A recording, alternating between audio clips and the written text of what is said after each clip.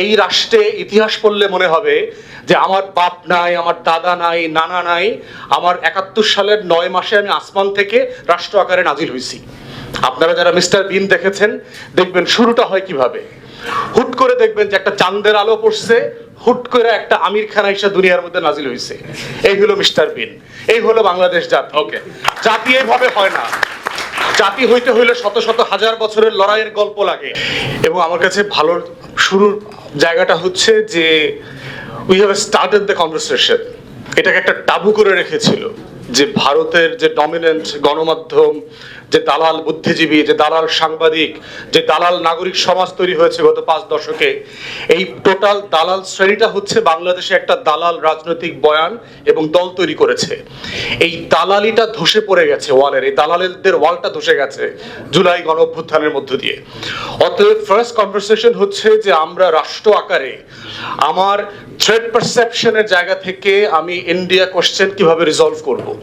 অতএব এই ধরনের ডায়ালগ, কনভারসেশন এবং স্টেক হোল্ডারদের মিটিং কন্টিনিউ করতে হবে।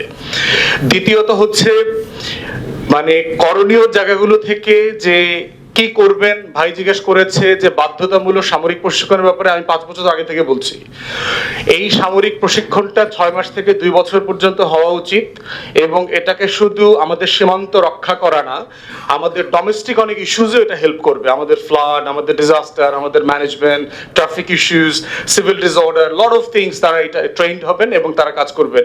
ইভেন ফার্স্ট এইড, ধরেন আপনি একটা মানুষ ক্লাসে হঠাৎ করে হার্ট ফেল করে পড়ে গেল, তাকে আপনি কিভাবে ডিল করবেন, বেসিক জিনিস আমাদের দেশে ট্রেনিংটা নাই। তাই এটার পক্ষ থেকে আমি 5 বছর থেকে বলছি এবং সেক্ষেত্রে সামরিক বেসামরিক যত ফোর্সের সাহায্য নেবার সুযোগ আছে, আমাদের ট্রেন্ড লক্ষ লক্ষ ফোর্স, জওয়ান, সিপাহী অলরেডি মাঠে আছেন, তাদেরকে কাজে লাগানোর সুযোগ আছে।